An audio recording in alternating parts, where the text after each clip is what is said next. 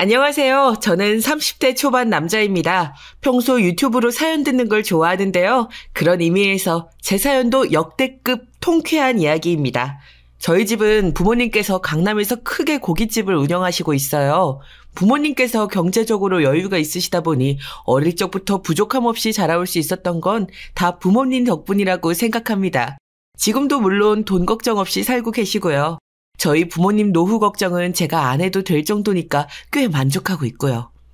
저는 회사도 서울에서 다니고 있고 한 번도 서울을 떠나서 살아본 적이 없습니다. 지금도 부모님과 함께 서울에서 살고 있고요. 제가 평생 서울에서 살아왔기 때문에 결혼을 하더라도 당연히 서울을 떠나서 살 생각은 전혀 없었고요. 신혼집을 구한다면 당연히 신혼집도 서울에서 구해야 한다고 생각했습니다. 경기도에서 서울까지 출퇴근을 하는 친구들이나 직장에 같이 다니는 선후배들을 보면 그렇게 힘들어 보일 수가 없더라고요. 저는 현재 대기업 법무팀에서 일하고 있고요. 그래서 소개팅이 자주 들어오는 편이었습니다. 소개팅에서 유명 법무법인 다니는 여자분을 소개받아서 만났는데 이렇게까지 하는 사람은 처음이어서 저도 모르게 마음이 가더라고요. 법 얘기는 잘 통해서 좋았는데 이런 면까지 있으신 줄은 몰랐어요. 아니, 이렇게까지 하실 필요는 없는데 어떻게 이런 생각까지 하세요? 마음은 고마운데 아무래도 조금 부담이 되네요. 마음만 받을게요. 소개팅 했을 때 현도 씨가 지연 씨 어머님께서 빵 좋아하신다고 했던 게 생각나서요. 아버님께서는 과일 킬러라고 하셨잖아요. 이건 모두 현도 씨 덕분이랍니다. 마침 지나가는 길에 과일이랑 같이 빵집이 보이잖아요. 이건 순도 100% 제 마음이니 사양 말고 받아주시면 감사하겠습니다. 너무 부담스러워하지 마시고요. 사다 달라는 이야기는 아니었는데 지연 씨는 정말 섬세하시네요. 빵이다 과일까지. 생각도 못했는데 그렇게까지 이야기해 주시니. 그러면 저희 엄마랑 아빠께 드릴게요. 정말 너무 좋아하시겠어요. 감사해요. 현도 씨 부모님께서 좋아해 주신다면 정말 좋겠네요. 그렇다면 저야 너무 감사한 일이니까요. 그럼 현도 씨도 부모님과 함께 맛있게 드셔주세요. 저는 이만 가볼게요. 네, 지연 씨 멀리 안 나갈게요. 조심히 가세요. 그리고 다음엔 고기 어때요? 제가 한우로 쏠게요. 이렇게 받았는데 그냥 넘어갈 순 없죠. 그래도 되나요? 정말요? 우와, 저 너무 행복한데요? 고마워요, 현도씨. 그럼 이번 주 주말에 혹시 뭐 하세요? 시간 괜찮으시면 만날까요? 이번 주 주말, 잠시만요. 네, 괜찮은 것 같아요.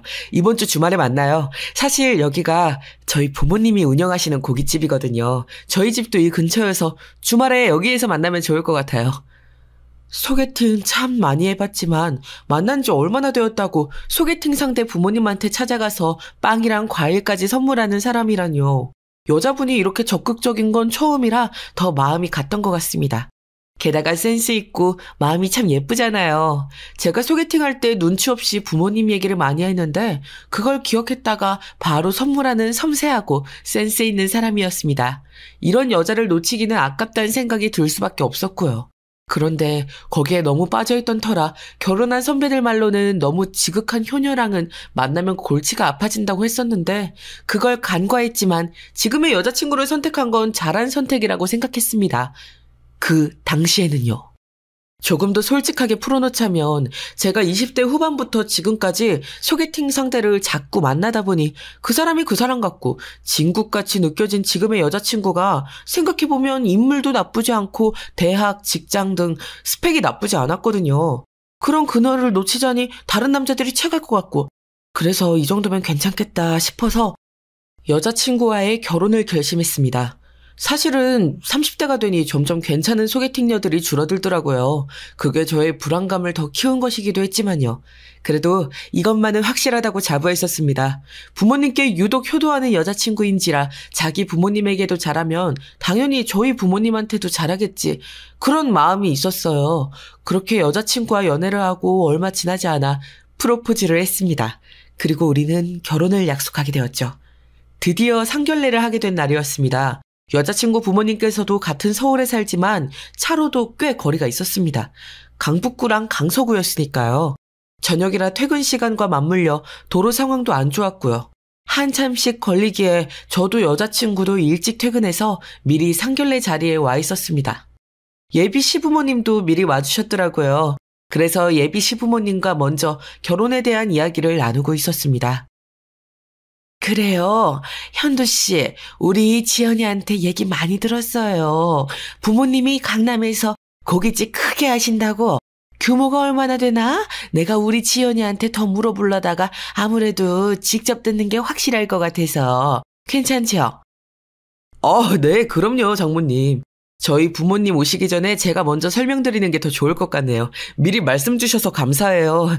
저희 집은 이미 지연이에 대해서 다 알고 계셔가지고 더 궁금해하거나 그럴 건 없습니다. 궁금하신 거 지금 다 물어봐 주세요. 자네 아주 화통하고 좋구만. 그래, 남자는 그런 맛이 있어야 하는 거야. 그렇고 말고 사실 자네가 대기업에서 법무팀 근무하다고 들어서 더 좋게 봤네. 우리 지연이도 유명 법무법인에서 일하고 있으니까 말이야. 우리 집도 부동산을 하니까 자네가 법무팀 근무한 걸 가지고 우리를 더 돕기 쉬울 것 같기도 하고. 그렇지? 네네, 그럼요. 두 분이서 부동산 운영하고 계신다고 지연이한테 많이 들었습니다. 물론 지연이만큼 제가 잘 알진 못하지만 제가 아는 선에서 최대한 도움드려서 장모님, 장인어른께 도움이 되는 사위가 되도록 하겠습니다. 그런데 약속 시간이 거의 다 되었는데 저희 부모님께 한번 연락 좀 더 하고 와도 될까요? 그러게, 오빠 얼른 연락드려봐. 우리 엄마랑 아빠 이야기하다 보니까 시간 금방 갔지. 어머님이랑 아버님 무슨 일 있으신가? 약속 늦지 않는 분들이시잖아. 연락드리고 와줘. 내가 엄마 아빠랑 같이 이야기 좀 하고 있을게. 고마워, 지연아. 그럼 이야기 나누고 계세요? 장모님, 장인어른, 금방 다녀오겠습니다. 식사도 미리 세팅 시작해달라고 할게. 곧 오실 테니까. 저는 평소보다 늦으시는 부모님께 연락을 하러 자리를 떠나 있었고, 저희 여자친구와 예비 장모님, 예비 장인어른 셋이서 상결례 식당에 있는 상황이었습니다. 그런데 저희 부모님께서 버스를 타고 오시는 겁니다. 저는 너무 깜짝 놀라서 부모님을 모시러 나갔고, 제가 달려나가 부모님을 버스에서 모시고 오는 모습을 식당 안에서 여자친구와 예비 장모님, 예비 장인어른께서 통유리창으로 다 보고 있었더라고요. 저는 그것도 모르고 부모님을 모시고 상결례 식당으로 들어갔습니다. 무슨 일이냐고 물으니 요 앞에서 사고가 났는데 차가 안 움직이고 그래서 기사님한테 타고 온 차를 맡기고 먼저 오신 거라고 하더라고요. 그런데 아무리 코를 불러도 택시도 안 잡히고 한정거장이라 마침 버스가 오길래 두 분이서 아주 오랜만에 버스를 타고 왔다고 하시더라고요. 퇴근 시간이라 정말 사람이 많았다고 하시면서요. 우리 차가 사고 난 건 아닌데 그래서 우리가 다친 건 아니다. 걱정 말고 예비 사돈분들이 기다리고 계실 테니까 얼른 들어가자. 들어가서 상황 설명하면 되잖니. 안 그래? 간만에 버스를 타니까 참 힘들긴 하더구나. 퇴근 시간이라 그런 건가 사람들이 미어 터지더라고. 맞아, 현도야. 아주 말도 마라. 징한 거. 그래도 한정거장이라 다행이었지. 하필 우리 앞에서 사고가 나서 그래도 임기사한테 차 맡겨놨으니까 이따 우리 갈 때는 임기사 차 타고 갈 수 있을 거다. 하필 택시도 안 잡혀서. 그래도 5분밖에 안 늦었잖니. 그러니까 얼른 들어가자. 엄마 아빠가 안 다쳤으면 됐어요. 정말 다행이네요. 저는 정말 사고라도 난 줄 알고.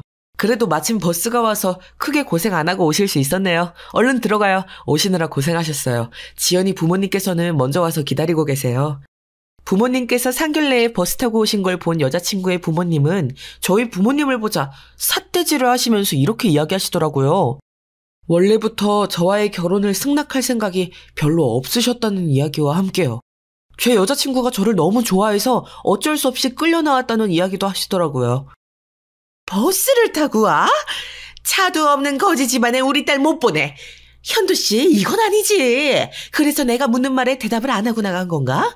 자네 부모님께서 강남에서 크게 고깃집 한다는 것도 사실이 아니지? 아니면 가게가 망해가고 있는 건가? 어떻게 이런 집안에서 감히 우리 딸을 넘봐? 이봐요. 우리 딸은 유명 법무법인에서 일하는 인재라고요. 그래서 내가 확실하게 자산은 얼마나 있는지 알아보고 오자니까. 더 볼 것도 없다. 지연이 네가 하도 죽고 못 사네 해서 어쩔 수 없이 끌려 나왔는데 애초에 이 결혼 반대였다, 반대. 지연이 너도 따라 나와. 우린 먼저 갈 테니까. 엄마, 아빠 왜 그래요? 진정 좀 하세요. 버스를 타고 오신 건 무슨 사정이 있으실 거예요. 저 현도 씨랑 결혼하고 싶다고요. 엄마, 아빠. 현도씨 미안해. 내가 연락할게. 지금은 엄마랑 아빠 따라 나가야겠어. 정말 죄송합니다. 어머님, 아버님. 저는 알아요. 어머님, 아버님이 재력가이신걸요. 제가 엄마, 아빠한테 잘 말씀드릴게요. 저러고 그냥 자리를 박차고 나간다고? 이런 기본적인 예의도 없는 양반들이구나. 지연이만 보고 우리가 저 집안을 좋게 볼 뻔했는데 하마터면 큰일 날 뻔했다. 현도야, 이 결혼 다시 생각해라. 그래, 현도야. 아무래도 저렇게 교양 떨어지고 경우 없는 집안과 사돈을 맺는 건 무리가 아니겠니? 임기사 연락해라. 에이, 괜히 헛걸음만 했구만. 우린 이 옆에 횟집에서 가서 식사 하나 하고 가자고. 저도 너무 충격이어서요. 엄마, 아빠 두 분이서 식사하세요. 임기사 연락할게요. 아마 지금쯤이면 빠져나왔을 거니까요. 저도 여자친구한텐 좋은 감정이지만 이렇게 여자친구 부모님이 저희 결혼을 반대하고 계신 줄은 몰랐거든요. 그도 그럴 게 제가 딱 우리 집 강남고깃집만 오픈했거든요. 다른 재산은 말도 안 꺼냈어요. 괜히 여자친구가 부담스러워할까 봐요. 여자친구네는 평범하거든요. 여자친구가 똑똑한 거 말곤 부모님께서 서울에 작은 부동산 하나 운영하시는 게 다예요. 겨우 그런 집안에서 우리를 이렇게 하대하고 삿대질까지 했다는 거야? 말도 마라. 정말 수준 떨어져서 참. 우리야 뭐 가진 게 많으니까 네가 좋다는 여자친구 집안이 찢어지게 가난해도 빚만 없으면 상관없었다만 우리가 기준을 안 세워서 이런가 싶네. 네 여자친구야 뭐 잘못 없다고 해도 이렇게 경우 없는 부모 밑에서 뭘 보고 자랐겠니? 게다가 엄청난 효녀라고 하지 않았니? 아들, 그런 집안에 효도하는 딸이면 말 다 했다. 이참에 깔끔하게 정리해라. 그리고 우리 집안은 그럴 집안이 아니라는 거 톡톡히 보여주고. 이래서 수준이 맞는 집끼리 결혼을 해야 된다니까. 수준 떨어지게 소개팅 같은 거 보지 말고 선을 봐라. 내가 이야기해놓으마. 알겠어요, 엄마, 아빠. 임 기사님 도착했다니까 얼른 옆에 횟집 가서 맛있게 저녁 드시고 오세요. 제가 다음날 제대로 정리할게요. 오늘 고생 많으셨어요. 선도 볼게요. 지금 여자친구랑은 정말 끝내야 될 것 같으니까요. 당연하지. 그걸 말이라고 하니? 너는 좀 있는 티 좀 내고 다니라니까. 왜 그렇게 수수하게 하고 다녀선 이런 쓸데없는 오해를 받게 하니? 앞으로는 급이 맞게 하고 다녀라. 이따 집에서 보자. 임 기사님을 불러서 부모님을 횟집으로 보내고 저는 일단 여자친구와 어떻게 할지 생각을 정리하기 시작했습니다. 여자친구만 놓고 보면 저는 허영심도 없고 착하고 부모님께 잘하는 효녀라고 생각했기에 괜찮은 스펙에 나쁘지 않은 결혼 상대라고 생각했었거든요. 물론 그렇게 사랑해서 결혼을 결심하는 건 당연히 아니었고요. 그저 순수해 보였고 부모님을 챙기는 모습이 보기 좋았던 게 다였으니까요. 그런데 이번 일로 확실히 알게 되었습니다. 여자친구는 물론 여자친구 부모님까지 전혀 순수하지 않은 사람들이란 걸 말이죠. 여자친구는 여자친구 부모님에게 저와 저희 부모님 자산을 알아본 것을 아직 말하지 않았더라고요. 그러니까 여자친구 부모님이 저와의 결혼을 반대했겠죠. 이번 상견례 자리에 저희 부모님이 기사가 운전하는 차를 타고 올 걸 아는 여자친구가 이번 상견례로 자신의 부모님에게 결혼을 반대할 이유가 없다는 걸 보여주려고 한 것 같더라고요. 하지만 저는 여자친구가 저희 자산을 다 모르고도 좋아해준다고 생각해서 결혼하려고 했던 거였거든요. 선은 너무 뻔하잖아요. 모든 자산이나 부모님이 뭐 하는지랑 다 알고 만나는 거라 연애를 한다는 느낌이 없을 테니까요. 저는 선이라는 게 참 꺼려지더라고요. 저의 일부만 알고도 저라는 사람을 순수하게 좋아해줄 그런 사람을 찾고 있었는데 그동안 여자친구의 연기에 정말 깜빡 속아 넘어갈 뻔한 거였죠. 여자친구에게 연락이 계속 왔지만 저는 받지 않았습니다. 다음날이 주말이라 어차피 여자친구는 집에 있을 거고 저처럼 부모님과 같이 사는 여자친구에게 저희 부모님 정체를 밝히는 게 한 번에 정리될 것 같아서 그렇게 하기로 결심했거든요. 상견례 다음 날 저는 저희 집에 주차해 놓았던 최고급 벤츠를 타고 여자친구네 집으로 달려갔습니다. 그리고 여자친구와 여자친구 부모님을 불렀죠. 어제는 연락할 상황이 아니었어, 지연아. 지금 집에 부모님 같이 계시지? 나와, 집 앞이야. 할 말이 있으니까 부모님도 모시고 내려올래? 오빠, 내가 얼마나 오빠 연락 기다렸는지 알아? 전화해도 다 씻고 정말 너무해. 나 이대로 오빠랑 끝인 줄 알고 얼마나 걱정했는데. 알겠어. 우리 엄마 아빠도 모시고 내려갈게. 그리고 엄마 아빠한테 오빠네 잘 산다고 대충은 얘기해놨는데 오빠가 제대로 설명해주라. 엄마 아빠가 어제 어머님 아버님께서 초라하게 버스 타고 상견례 자리에 오셨다고 다 사기 아니냐고 막 그러신다? 나 정말 힘들었어. 어제 상견례 자리에서 보신 거구나. 우리 엄마랑 아빠가 버스에서 내리시는 거. 그거야. 나오면 내가 다 말씀드릴 테니까 부모님 꼭 모시고 내려와. 알겠지? 기다릴게. 응, 오빠가 다 설명해 줄 줄 알았다니까. 역시 오빠 최고야. 금방 부모님 모시고 내려갈게. 조금만 기다려줘. 그리고 시원하게 그냥 오빠네 자산 다 말해줘. 나도 다는 모르니까 말이야. 곧 만나. 여자친구는 제가 해명을 하러 왔다 생각했는지 아주 신이 나서 부모님을 모시고 내려오겠다고 하더라고요. 저는 제가 몰고 온 최고급 벤츠를 보기만 해도 여자친구 부모님께서 심하게 놀라실 것 같긴 했지만요. 아니나 다를까 불신의 눈으로 가득하던 여자친구의 부모님은 저의 최고급 벤츠를 보자마자 어쩔 줄을 몰라 하면서 해명을 바라는 눈빛으로 바뀌더라고요. 참 빠른 태세 전환에 저는 쇠기를 박았습니다. 저희 부모님의 정체를 밝혔거든요. 그랬더니 그 자리에서 여자친구 부모님은 개거품을 물더라고요. 이미 후회해도 때는 늦었지만 말이죠. 아니 자네는 이건 최고급 벤츠잖아. 지금 우리 딸한테 사기치려고 이걸 가져온 건 아닐 테고. 아니지. 뭐가 어떻게 된 거야. 혹시 지연이 네 말이 진짜 사실인 거니? 보시는 그대로입니다. 저희 부모님께서는 기사가 모는 차를 타고 다니시거든요. 강남에서 유명한 고깃집은 취미로 운영하시는 거고요. 강남에만 상가 건물이 몇 채고 별장이 몇 개인데요. 어제는 상견례 식당에 거의 다 왔는데 앞에서 다른 차들이 사고가 나는 바람에 교통이 너무 지연돼서 버스를 타신 거고요. 딱 한 정거장이었다고 하시더라고요. 다행히도. 그러면 버스를 타고 온 게 정말 우연이라는 말인가? 참. 이 최고급 벤츠를 보니 그게 맞는 것 같기도 하고 그나저나 강남에 상가를 그렇게 많이 소유하고 계신가? 왜 진작 우리 지연이한테 털어놓질 않은 거야? 우리도 어제는 오해할 만한 상황이 아니었는가? 이런 건 대화로 풀자고. 어이? 내가 뭘 했어요, 엄마 아빠. 그러니까 현도 오빠 부자라고 했잖아요. 나는 별장까지 있는지 몰랐네, 오빠. 강남에 사실 상가 건물 하나만 있어도 엄청 부자잖아. 그런데 한 채가 아니라 몇 채나 있다고? 오빠, 나 더 반했어, 오빠한테. 그런데 왜 나한테 지금까지 말 안 한 거야? 네가 이런 속물일까봐. 그리고 너희 부모님이 이렇게 경우 없는 사람들일까봐. 일종의 거름망 같은 거라고 할까? 이 거름망에 너랑 너희 부모님이 딱 걸려버렸네. 우리 결혼은 없던 일이 될 거야. 그동안 내 앞에서 연기하느라 고생했다. 뭐라고? 그럼 정말 어제 그 버스에서 내린 게 정말 차 사고 때문에 우연히 타고 온 거란 말이야? 말도 안 돼.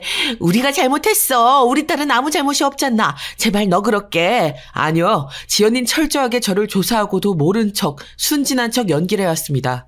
어제 장모님 장인어른께서 저희 부모님께 삿대질을 하며 자리를 박차고 나가실 때 지연이가 따라 나가면서 그랬습니다. 저희 집 자산을 알고 있다고요. 저는 말한 적이 단 한 번도 없거든요. 그래서 지연이도 자격 미달입니다. 끝이라고요. 일부러 속인 오빠가 나쁜 거지. 나한테 왜 이러는 거야? 내가 뭘 잘못했어? 그러면 오빠가 말 안 해주는데 내가 알아도 모른 척 있어야지. 그럼 아는 척 해야 해? 오빠가 나한테 그러면 안 되지. 내가 오빠한테 어떻게 했는데 내가 얼마나 많은 공을 들였는데. 그게 네 패착이야. 차라리 끝까지 모른 척 했어야지. 우리 사이는 여기서 끝이야. 돈만 밝히는 너희 부모님을 원망하려거든 해. 나랑은 이제 상관없는 일이니까. 개거품을 물며 망연자실하고 있는 여자친구와 여자친구 부모님 앞에서 보란듯이 제 차로 돌아와 쌩 하고 지나가 버렸습니다. 여자친구는 그 뒤로도 계속 전화를 하길래 가볍게 차단을 해버렸고요. 이제 다 끝난 사이에 뭘 어쩔 수 있겠어요. 여자친구가 앞으로 저보다 더 부자인 사람을 만나는 건 아마도 다시 태어나지 않으면 힘들 텐데 평생 배 아파하며 살겠죠. 아니면 또 다른 사람에게 가짜 효녀인 척 돈은 아무래도 상관없다는 순진한 연기를 하면서 속이려고 하려나요? 뭐 어떻게 살든 저와는 이제 상관이 없습니다. 결혼 전에 오히려 여자친구와 여자친구 부모님의 민낯을 제대로 알 수 있어서 정말 다행이었죠. 그렇게 여자친구와 빠르게 헤어진 후 저는 여자친구에 대한 미련이 하나도 없어서 그런지 이렇게 할 거라고는 전혀 생각을 못했습니다. 제가 말해줬었던 부모님이 운영하시는 강남 큰 고깃집 앞에서 저와 저희 부모님이 나타날 때까지 계속 기다리고 있었더라고요. 매일매일 고깃집에 와서 질리지도 않는지 여자친구와 여자친구의 어머니를 결국 수상하게 여긴 직원들이 저한테 말을 해서 제가 와보게 돼서 알았죠. 그 상견례 날을 일은 우리가 정말 미안하네.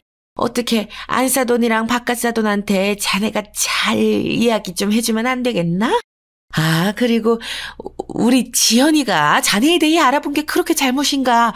제발 한 번만 다시 이 결혼을 생각해보면 안 되겠나? 그래, 현도 오빠. 우리 이대로 끝낼 순 없는 거잖아, 안 그래? 우리 결혼하려고 했던 사이였어. 이렇게 쉽게 정리되는 사이 아니라고. 제발 한 번만 다시 결혼을 긍정적으로 돌려보자, 어? 아니, 매일같이 여기 와서 한다는 소리가 고작 그거야? 한때 결혼까지 생각했던 사이로서 여기까지만 하는 겁니다. 경찰 불러서 끌어내기 전에 그만하고 가주세요. 이지연 너도 그러는 거 아니야. 얼른 부모님 모시고 가. 소란 피우지 말고. 내가 이렇게 빌게, 응? 내가 무리했다는 거 인정하네. 시간을 돌릴 수만 있다면 얼마나 좋을지 몇 번을 후회했는지 모르네. 우리 집 양반도 그렇고 사죄라면 얼마든지 사죄할 수 있어. 자네가 너무 평범하게 하고 댕겨서 자네 집안이 그 정도까지인 줄은 정말 꿈에도 몰랐어. 그래서 자네랑 결혼을 반대했던 거고.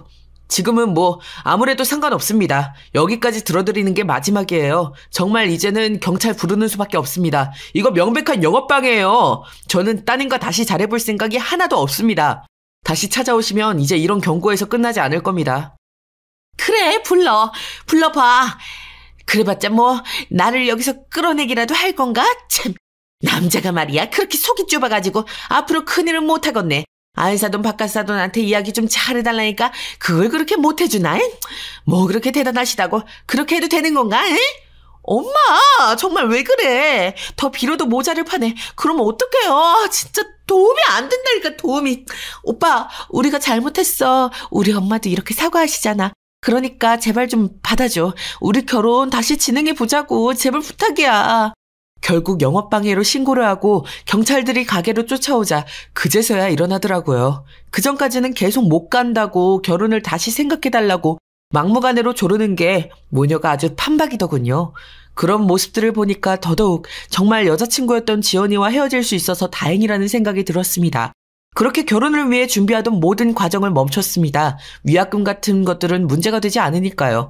정말 경찰까지 부르는 모습을 본 여자친구와 여자친구 어머니는 다시 찾아오진 않았습니다. 다행이었죠. 참 피곤한 일이었습니다. 그리고 신기했어요. 이렇게까지 바닥을 보여줄 수도 있구나 하고 말이죠. 저는 결국 부모님의 조언대로 선을 보기 시작했는데요.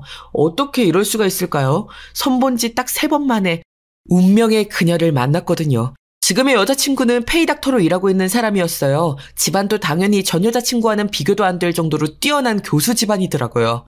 자산 규모는 저희 집안과 어차피 비슷하기가 쉽지가 않아서 제가 선으로 만나는 사람들은 대부분 전문직이었거든요. 그중 제일 예쁘고 말도 잘 통하는 지금의 여자친구를 선 3번째에 만나게 돼서 다른 사람들은 보지도 않고 바로 연애를 시작했습니다. 아예 자산이랑 모든 정보가 오픈되어 있다 보니 그런 거에 대해서 묻고 답할 것도 없고 편했습니다. 무엇보다도 그런 것에 대한 거부감도 없는 게 좋았고요.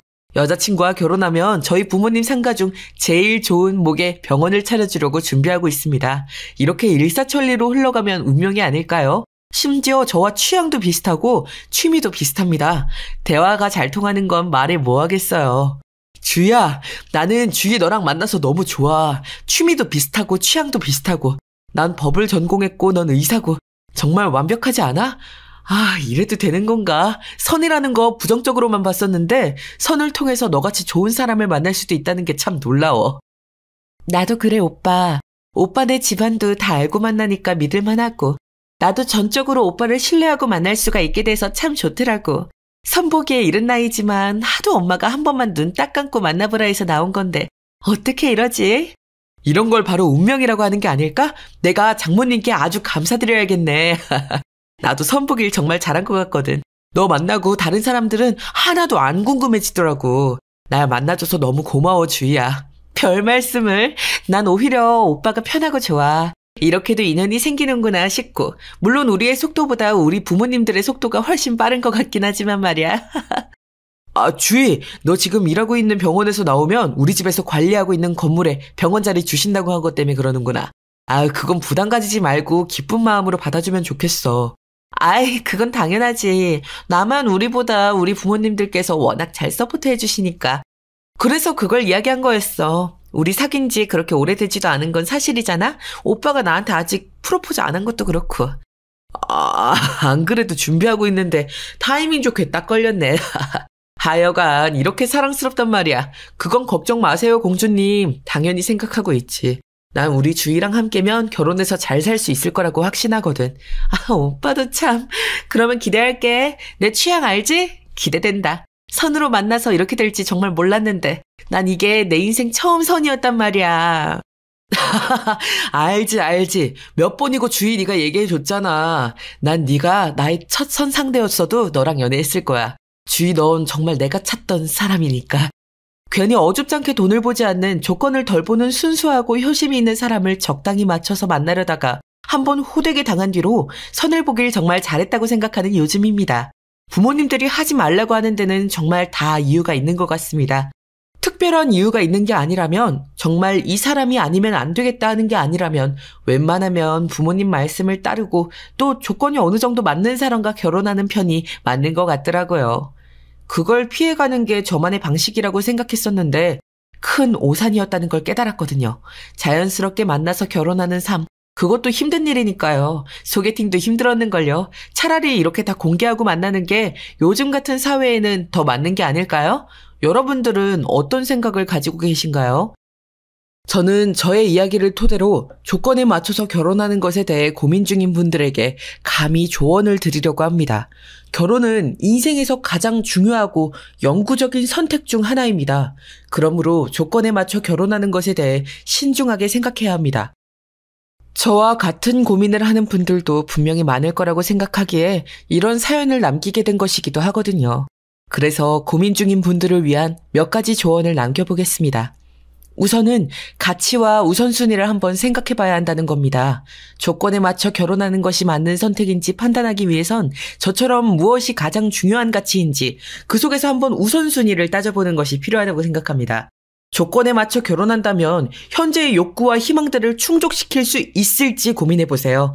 저의 경우에는 그저 순수하게 저의 많은 조건들을 모른 상태에서도 저를 있는 그대로 좋아해줄 상대가 필요했던 것 같습니다. 그리고 기왕이면 효녀이길 바랐던 것도 있었죠. 물론 그게 중요하지 않다는 건 한바탕 쓰라린 경험을 하고 나서야 알게 되긴 했지만요. 그리고 무엇보다 중요한 건 저와 조건이 맞는 상대에 대한 상호 존중과 이해가 필요하다는 것이었습니다. 결혼은 두 사람 사이의 동반자 관계입니다. 따라서 상호 존중과 이해가 필요합니다. 조건에 맞춰 결혼을 고려할 때는 상대방의 가치, 꿈, 목표, 성격 등을 이해하고 존중할 수 있을지 생각해보는 것이 반드시 필요하더라고요. 저의 경우 선을 보면서 앞선 두 사람은 이런 점들에서 맞지 않더라고요. 그래서 과감히 다른 사람을 만나보는 선택을 할 수 있었고 지금 여자친구인 주희를 만날 수 있었던 거죠. 주희랑은 가치관, 목표, 성격, 취미, 취향 이런 것들이 정말 잘 맞았거든요. 이렇게 상호 존중과 이해를 해주는 것들이 부족하다면 결혼 생활에서 충돌과 불만이 생길 수 있으니까요. 정말 중요한 부분이더라고요. 그리고 또 중요하다고 느낀 것은 바로 긍정적인 예측입니다. 조건에 맞춰 결혼하는 것이 미래의 행복을 가져다 줄 것인지 정말 고민을 많이 했었고 그래서 오히려 피해서 살아왔었습니다. 저는 그러다 보니까 항상 맞선에 대해 부정적으로 예측해온 것이죠. 그러다 보니 자꾸 엉뚱한 상대들만 만나오며 시간 낭비를 했다고 생각이 들더라고요. 조건에 맞춰서 결혼하는 게 나쁜 게 아니잖아요? 그러니까 그걸 통해서 만나는 상대방과 긍정적인 관계로 이어질 수도 있다고, 긍정적인 만남이 될 수도 있다고 긍정적인 방향으로 예측하는 게 중요하더라고요. 맞선을 보기 전에 조건으로 걸러진 상대방과 만났을 때의 관계가 서로에게 긍정적인 영향을 미칠 것인지 생각해 보세요. 긍정적인 예측이 가능하다면 조건에 맞춰 결혼하는 것이 나쁘게만 느껴지진 않을 테니까요. 이런 점이 참 중요하더라고요. 요즘 많이들 마인드 컨트롤이라고 하잖아요. 저도 그 마인드 컨트롤을 통해서 이렇게 주위를 만나서 좋은 관계로 금방 발전할 수 있었던 거거든요. 또한 무례하지 않는 선에서의 솔직한 대화가 필요하더라고요. 조건에 맞춰 결혼을 고려한다면 상대방과 솔직한 대화를 나누는 것이 무엇보다 중요합니다. 서로의 기대와 욕구를 솔직하게 표현하고 이를 이해하고 수용할 수 있는지 확인해보는 과정이 필요했어요. 물론 조건에 맞춰서 나와서 이미 서로에 대해서 다 알고 나오는 거지만 그렇기 때문에 더 진솔한 대화가 가능한 것이거든요. 숨기거나 속일 필요가 없는 그런 솔직한 대화를 통해 서로의 가치와 목표를 공유하고 미래를 함께 계획할 수 있는지 알아보세요. 저는 그런 점이 지금 여자친구인 주희랑 정말 잘 맞았거든요. 마지막으로 여러분들의 내면을 먼저 들여다보시라고 말씀드리고 싶네요. 조건에 맞춰 결혼하는 것이 자신의 내면과 일치하는지 생각해 보셔야 합니다. 저도 제가 원하는 건 조건보다 순수한 사람이라고 생각했는데 사실 그걸 숨기고 있었다는 것 자체가 제 내면은 조건에 어느 정도 부합하길 바라는 모순적인 마음이 있었던 거더라고요. 참 아이러니하죠. 그럴수록 자신의 가치와 욕구, 성격적인 특성과 장단점을 고려하여 결정해야 하더라고요. 조건에 맞춰 결혼하는 것이 자신을 행복하게 만들고 성장할 수 있는지 진지하게 고민하지 않고 무조건 부정적으로만 생각해왔던 게 저의 큰 실수였던 것 같습니다. 그래서 지연이 같은 여자친구를 만나게 되고 결혼을 할 뻔한 아찔한 일도 겪은 것이겠죠. 결혼은 개인의 선택이지만 저의 이야기를 들어주신 여러분들께서는 조금 달랐으면 좋겠습니다. 정말 옛말 틀린 거 하나 없다는 것처럼 왜 조건 맞춰서 결혼하라고들 하시는지 전 알게 되어서 이렇게 이야기를 쓰는 것이니까요. 제가 들려드린 조언들을 고려해보시고 자신의 마음과 상황을 잘 살펴보시고 올바른 선택을 하셨으면 좋겠습니다.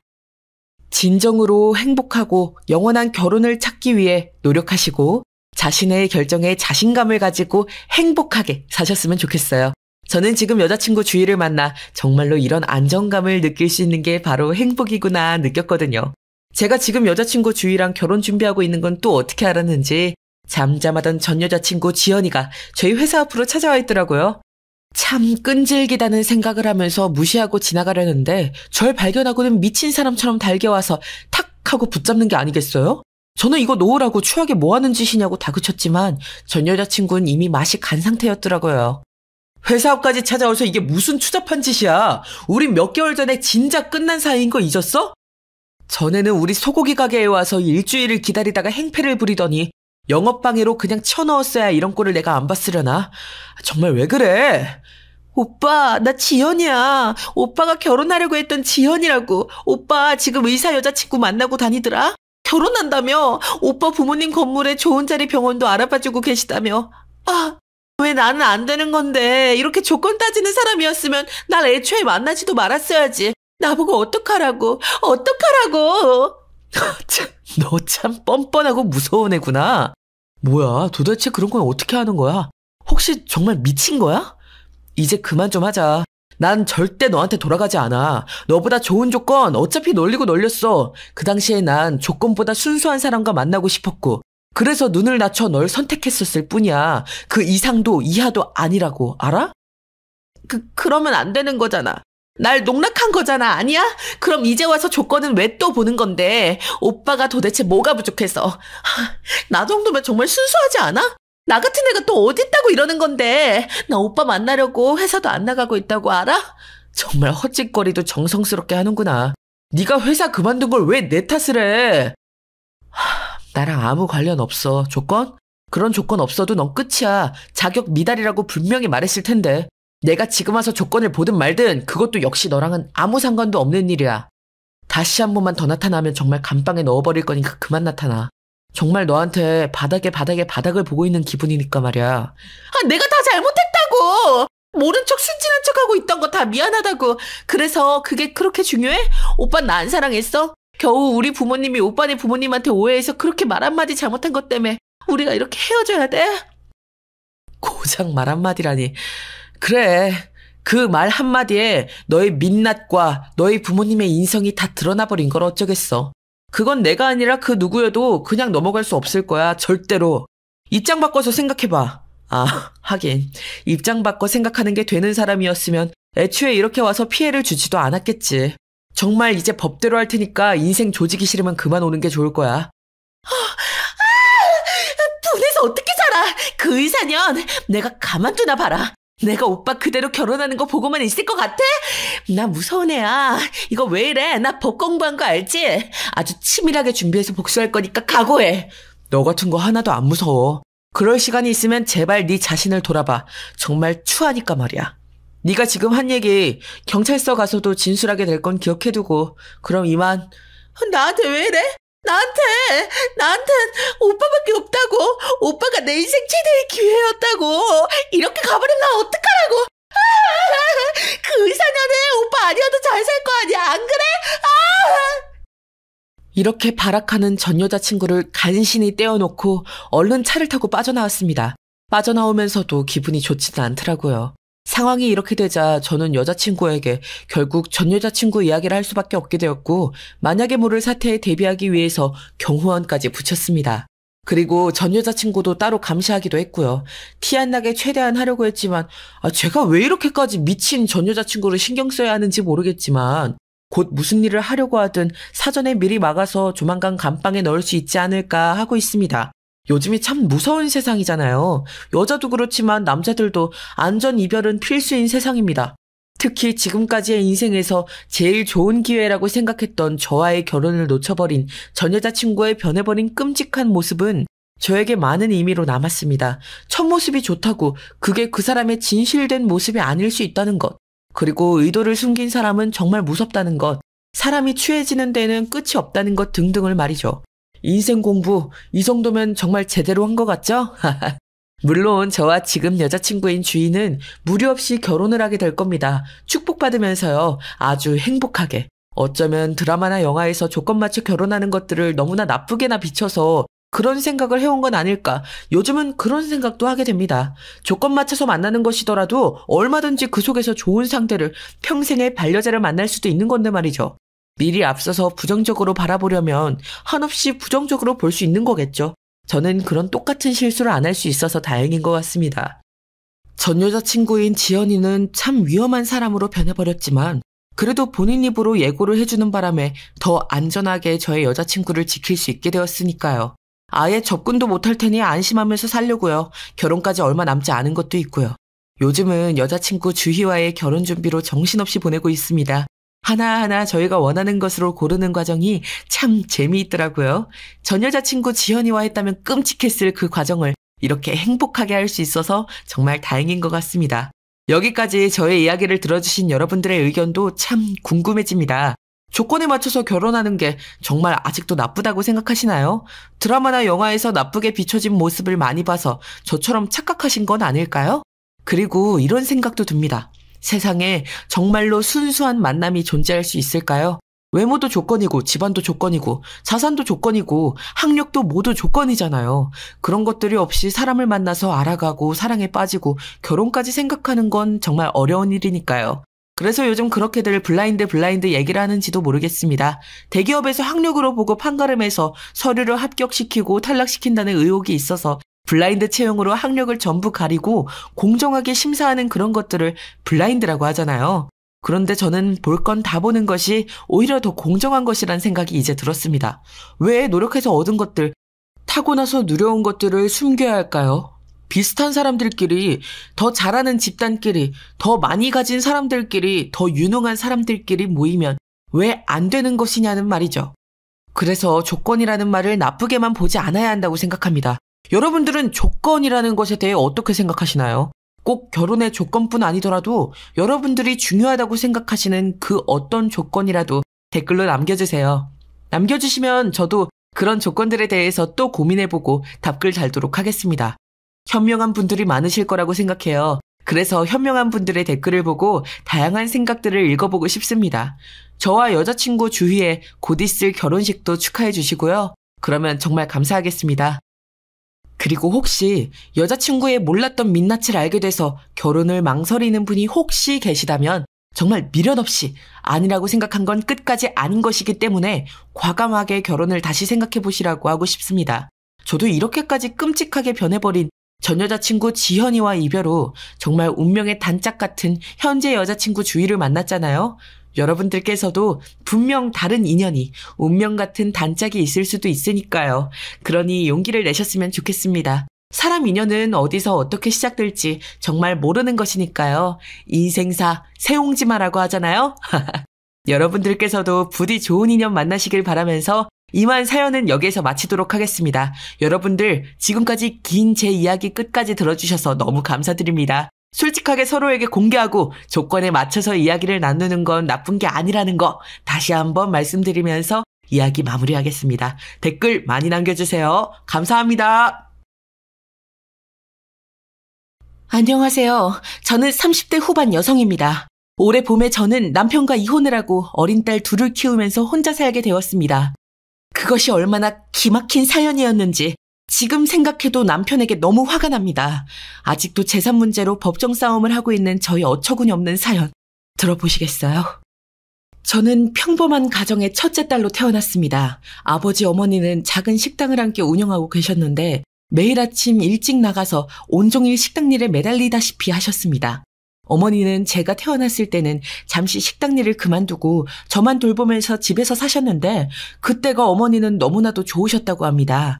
그러나 저와 3살 차이 나는 남동생이 태어나자 어머니는 애 둘을 다 데리고 집에서 육아와 살림만 하기는 벅차셨던 건지 친할머니에게 도움을 청했습니다.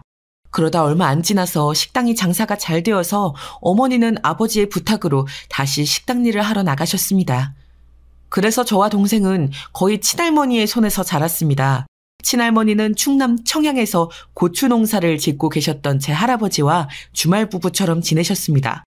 월요일 아침에는 저희 집에 오셔서 저와 동생을 돌봐주시고 집안일도 해주시면서 지내다가 금요일 밤에 할아버지가 계신 집으로 가시는 생활을 하셨습니다. 나중에 얘기를 들어보니 할머니는 할아버지와 너무 오래 사셨고 농사 짓기도 너무 싫으셨다고 하시더라고요. 그래서 하루하루 지겨운 날을 보내시던 참에 제 동생이 태어나자 저희 아버지가 급하게 손주봐 주시기를 부탁했고 그 부탁이 싫지 않으셨다고 합니다. 그래서 저는 제 또래의 애들과 달리 입맛이 시골스럽다는 소리를 많이 들었습니다. 초등학교도 들어가기 전에 비빔밥도 각종 나물도 잘 먹었고 친구들이 좋아하는 떡볶이나 튀김, 햄버거 등의 분식이나 패스트푸드는 처음 먹어본 것이 중학교에 입학하고부터였습니다. 그만큼 할머니는 외식 같은 건 싫어하셔서 집밥만을 고집하셨습니다.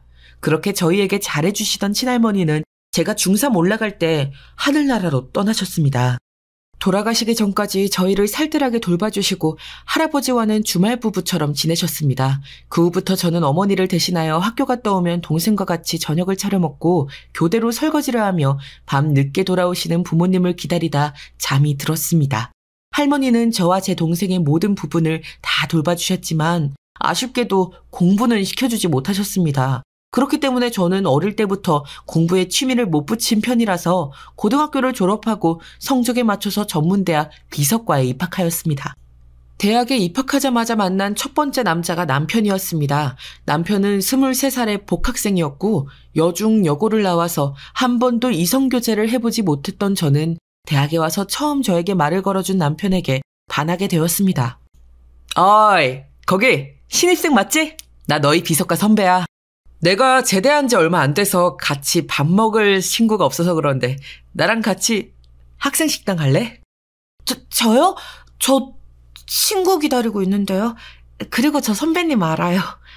그래? 그럼 네 친구도 같이 가지 뭐. 나도 같이 기다려줄게. 오늘 점심은 오빠가 쏠게. 난 23이야. 너는 20살 맞지? 내가 오빠니까 말 놓는다.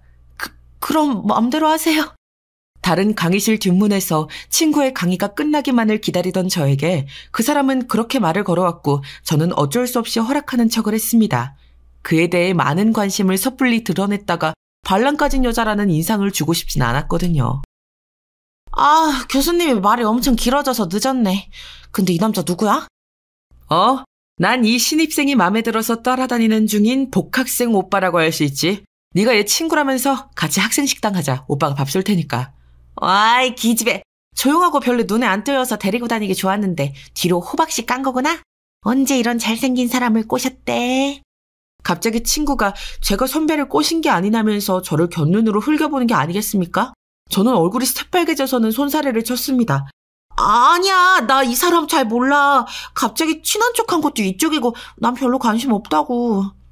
그래? 네가 관심 없으면 내가 이 선배랑 사귀어도 돼? 이 남자 내 스타일인데? 그러지 말고 같이 가서 밥이나 먹자. 다 같이 보면 좋잖아. 뭐 어때? 남편은 자연스럽게 제 어깨에 손을 올리면서 웃었습니다. 그 웃음을 보자 저와 제 친구는 남편에게 동시에 반해서 눈에 힘이 풀어졌습니다. 그렇게 남편은 페로몬을 잔뜩 풍기고 다니는 바람둥이 같은 인상의 남자였습니다. 얘더른들이 그러시잖아요. 남자는 잘생기면 얼굴값 한다고요. 남편은 자기의 잘생김을 충분히 알고 있었고 그것을 거리낌 없이 무기로 쓰는 남자였습니다.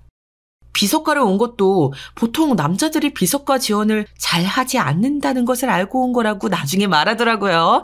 사실 남편이 그 말을 할 그때 알아봤어야 하는 건데 그때의 저는 눈앞에 가림막이 하나 딱 서버티고 있었는지 남편의 좋은 점만 보이고 나에게만 그 싱그러운 눈웃음을 칠 것이라고 믿어 의심치 않았습니다.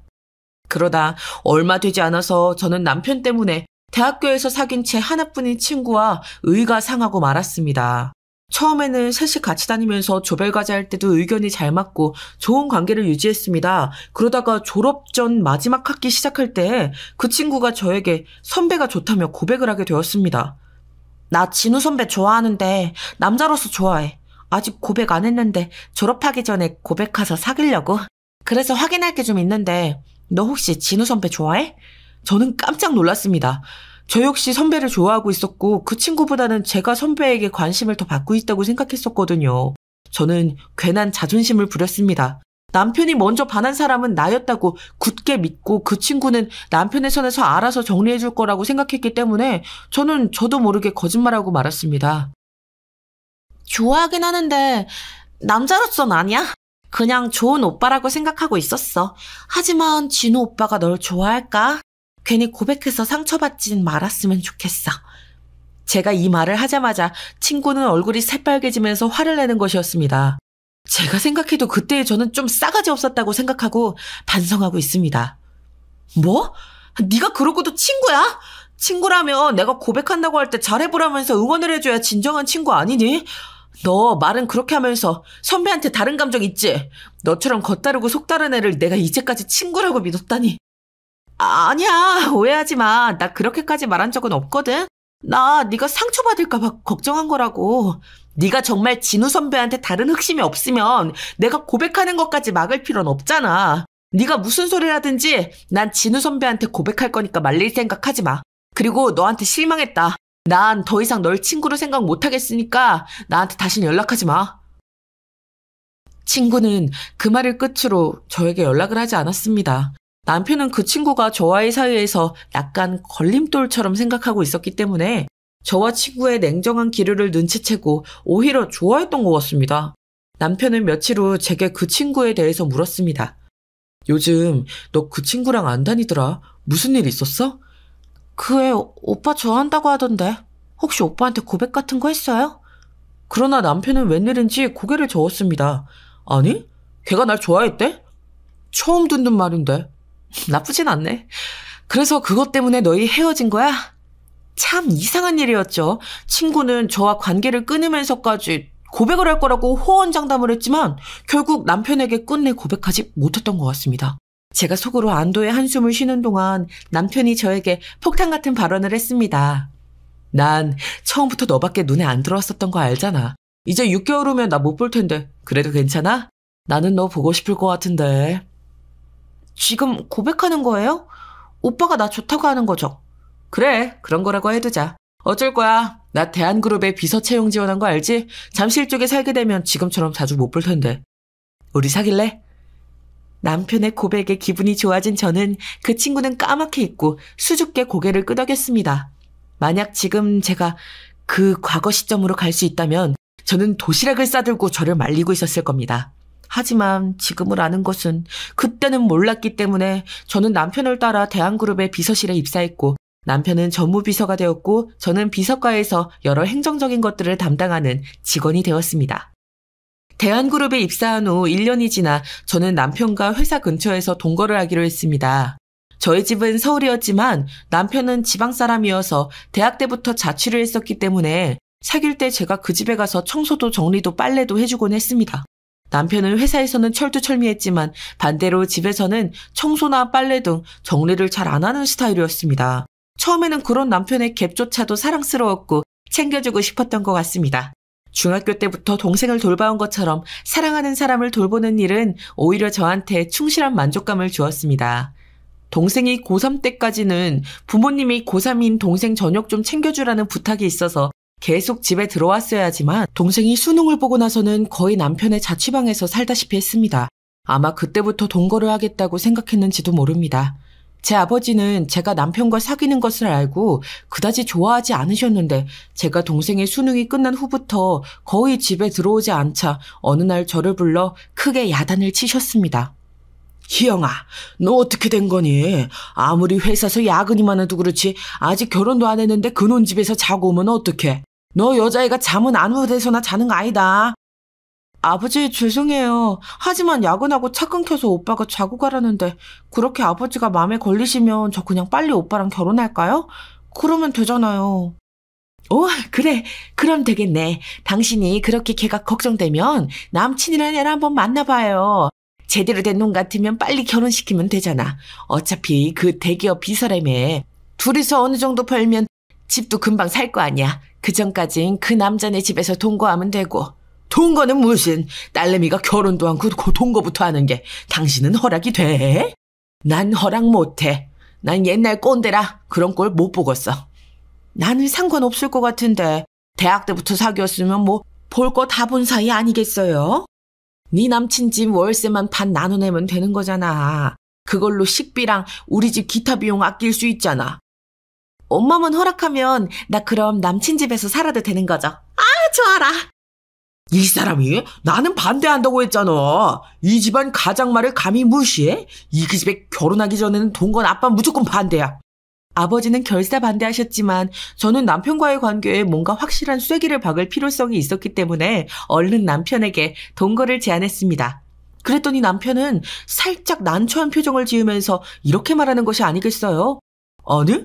아직 결혼하겠다고 한 사이도 아닌데 너희 어머니가 정말 허락하셔? 응, 오빠만 괜찮으면 우리 엄마는 동거 한 1년 하다 그 안에 결혼해도 된다고 하셨어. 왜? 오빠 집에 들어가 사는 대신 집세는 나도 반 낼게. 그리고 생활비도 확실히 분담하고 내가 살림도 해주는데 이런 파격적인 조건이 어딨어?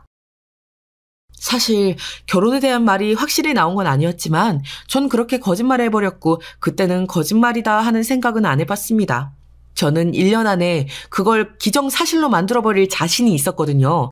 사실 비서관회에서 남편의 외모에 반해서 눈독을 들이고 있던 몇 명의 동료 여사원들이 있었기에 저는 남편과 결혼을 빨리 해야겠다는 위기감을 조금 느끼고 있었습니다. 뭐 희영이가 짐 싸서 들어오겠다는데 말릴 이유는 없지만 나 전무님 비서라 출장도 자주 갈 것 같은데 괜찮겠어? 내 집에 있어도 혼자 있는 시간도 며칠씩 될 건데 그래도 좋다면 난 상관없어. 응, 알지. 오빠 바쁜 거 아니까 난 상관없어. 그래, 그럼 다음 주 중에 이사해. 나도 짐 정리 도와줄게. 그 주엔 주말에 쉬는 날이니까. 저는 너무 좋아서 남편을 껴안고 방방 뛰었습니다. 대학 때부터 좋아하던 사람과 동거라니 정말 꿈만 같았습니다. 남편은 저를 꼭 안아주었지만 아마도 그때부터 머릿속은 다른 생각을 하고 있었는지도 모르겠습니다. 저와 남편의 결혼 전 동거 생활은 그 후 별탈 없이 흘러갔습니다. 서로 일이 많았고 바빴기 때문에 그다지 신경 쓸 틈이 없었는지도 모르겠습니다. 그러나 저는 아무리 기다려도 남편이 프로포즈를 해오지 않아서 조금 신경이 예민해져 있었습니다. 비서과에 있는 여직원들이 남편에게 노골적으로 추파를 던지는 게 보였고 남편도 그것을 적극적으로 막지 않고 때로는 즐기는 듯이 보였거든요. 견디다 못한 저는 비서과 회식 자리에서 남편과 사귀고 있다고 폭탄 발언을 하고야 말았습니다. 언니들, 저 전무님 비서 진우 씨랑 사귀는 중이에요. 그러니까 그렇게들 알고 계세요? 희용 씨 무슨 소리야. 자기랑 진우님이 사귄다고? 에이, 거짓말하지 마. 둘이 너무 안 어울려. 진우님같이 화려한 남자가 자기 같은 소시민을? 생긴 것도 자기 너무 수수하잖아. 말도 안 돼. 언니들이 그렇게 말할까봐 지금 이야기하는 건데요. 진우 오빠 저랑 같은 대학 나온 거 알죠? 저 신입생 때부터 오빠가 저한테 관심 보이고 사귀기 시작했다고요. 그러니까 이 남자는 제 거예요. 아예 처음부터 못 박아놓을 걸 했다고요. 제가 비서과 모든 직원들이 모인 앞에서 그렇게 말하자 남편은 기분이 언짢아 보였지만 억지로 웃으면서 제 말에 수긍을 해줄 수밖에 없었습니다. 아, 예, 맞아요. 제가 희영이 따라다녔던 것 맞아요. 하지만 그때는 제가 제대한 지 얼마 안 돼서 친구가 없었거든요. 아시겠지만 비서과는 여자들의 거의 80%잖아요. 제일 먼저 희영이가 눈에 띈 것뿐이에요. 다른 이유는 별로 없어요. 희영이 순진하고 착하니까. 좋은 애니까요. 남편은 자존심 상하게도 제가 예쁘다거나 마음에 들었다는 소리는 쏙 빼고 말을 하는 것이 아니겠습니까? 그 말을 듣자마자 저는 옆에서 좀 어이가 없었습니다. 그러나 제 동료 여직원들은 손뼉을 치면서 남편의 말에 맞장구를 치는 것이었어요. 그럼 그렇지. 희영 씨가 처음 만난 여자였구나. 그래, 그럼 이해가 가지. 첫사랑도 아니고 그냥 처음 만난 여자였네. 어쨌든 우리는 2년이 넘게 사귀고 있는 사이고 결혼도 곧 할 거니까 그렇게들 알고 있으시라고요. 혹시라도 우리 진우 오빠한테 다른 마음 먹으면 안 된다고요, 언니들. 저는 이왕 이렇게 시원하게 까발린 것 술을 마시던 진우 오빠의 볼에다 뽀뽀를 하고 말았습니다. 비석과의 남자들은 휘파람을 불며 멋있다를 연발했지만 여직원들은 저를 실눈 뜨고 노려보는 것이었습니다. 비록 따가운 시선을 맞았지만 저는 당당하게 사내 연애를 기정사실화해서 그 후부터 남편에게 다른 여자들이 대놓고 꼬이지는 않게 만들어 놓았습니다.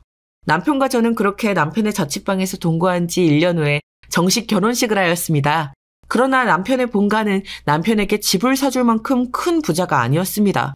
두 분 다 시골서 농사를 지으셨고 본인들 생활비 벌어 쓰기에도 바빠서 남편이 따로 용돈을 안 드리는 것만 해도 큰 다행이었다고나 할까요?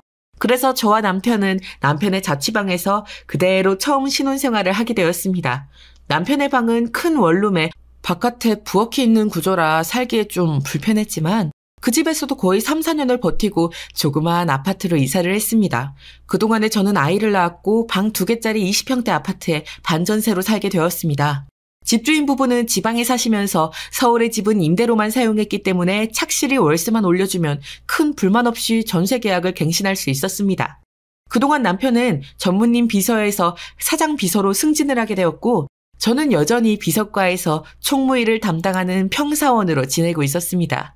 그러나 남편은 사장 비서가 된 후부터 여기저기 지방 출장에 접대 골프까지 사장님과 같이 다니기 시작했습니다.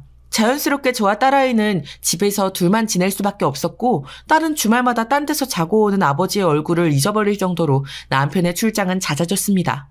여보, 당신 정말 주말마다 사장님과 같이 지방 출장 다녀오는 거야? 우리 사장님 여자인데.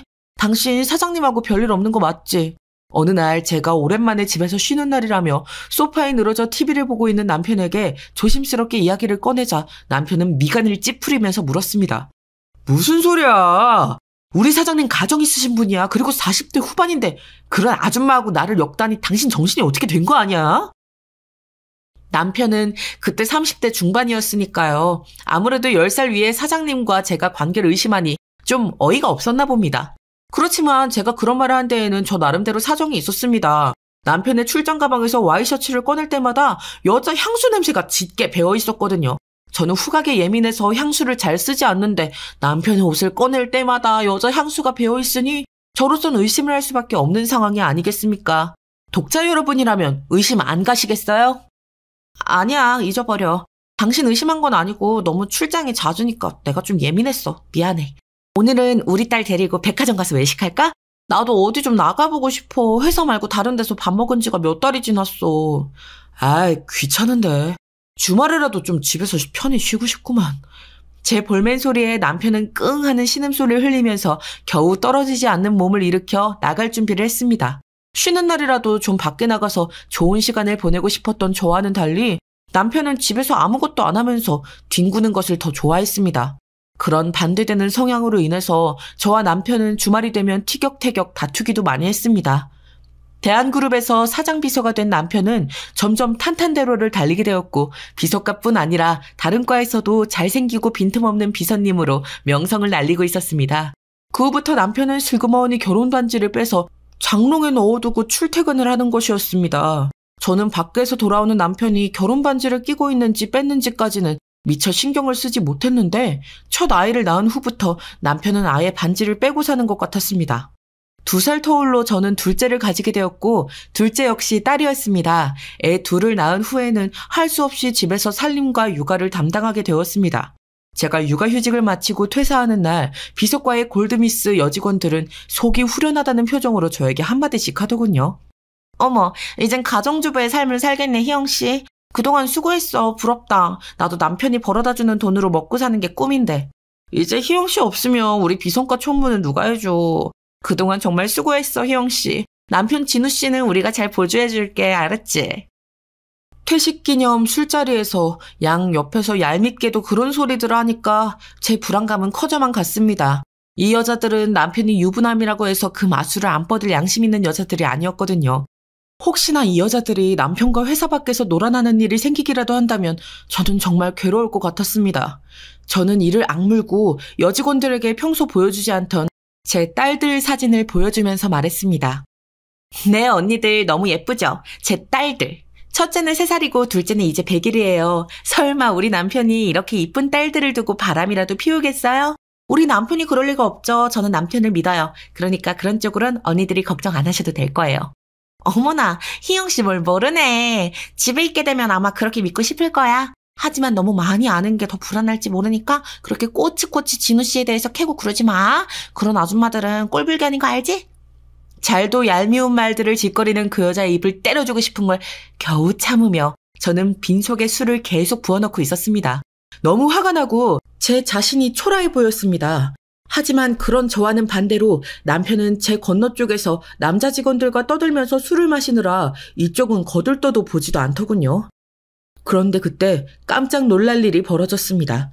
남편의 상사인 여사장님이 회식 자리에 나타난 것이었습니다. 사장님은 우리 비서과 사람들이 모여있는 테이블을 한번 휘둘러 보더니 천천히 입을 열었습니다.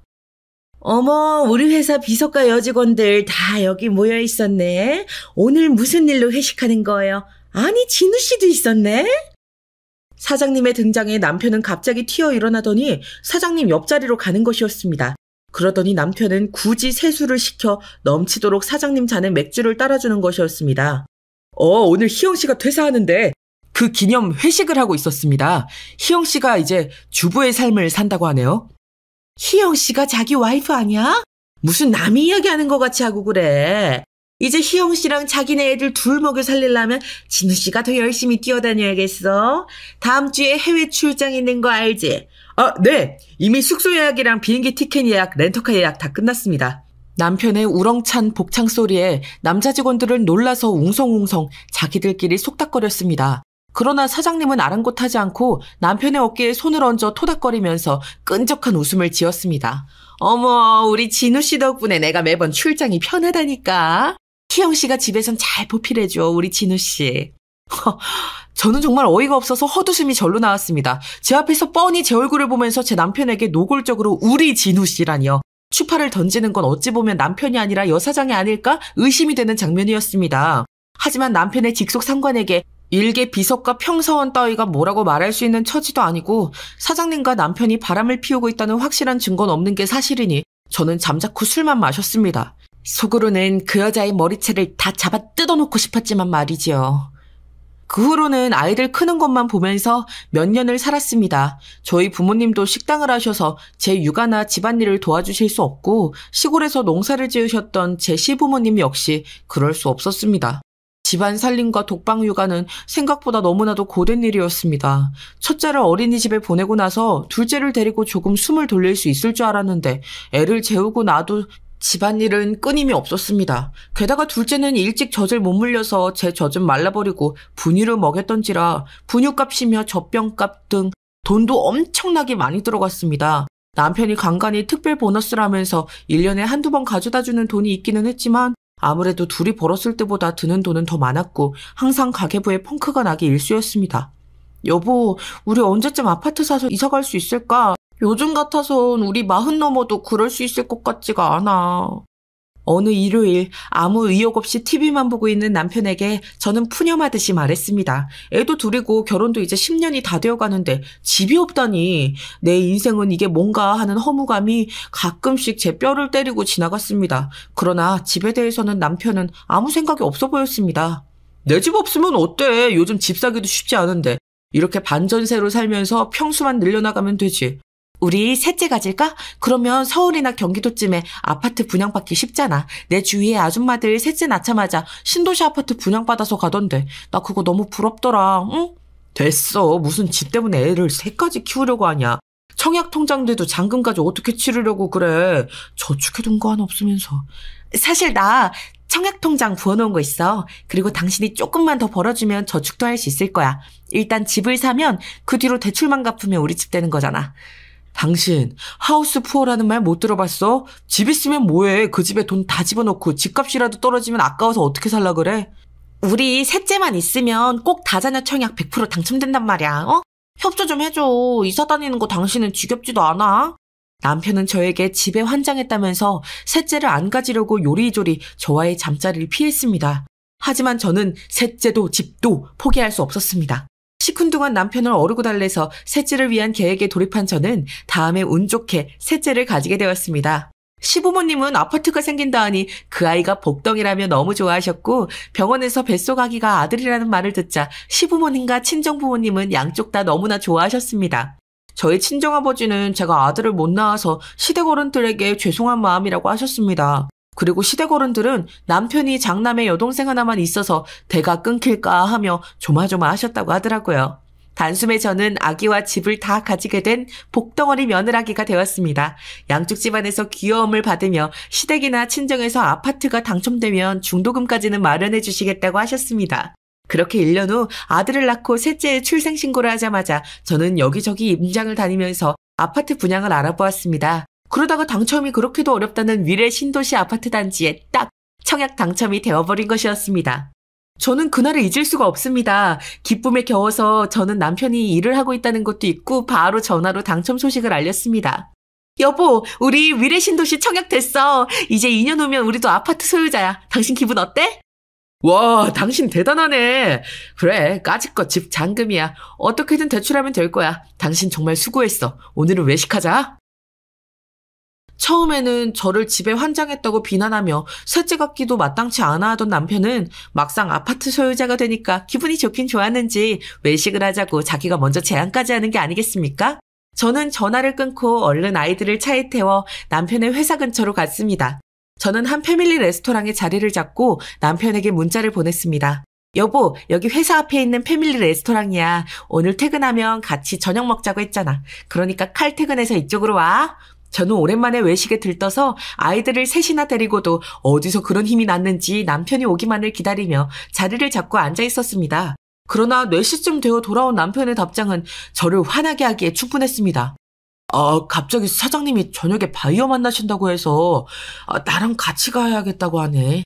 미안한데 당신 혼자 애들이랑 저녁 먹고 일찍 집에 들어가. 알았지? 우리 축하는 나 퇴근하고 집에서 소주나 한잔 하자.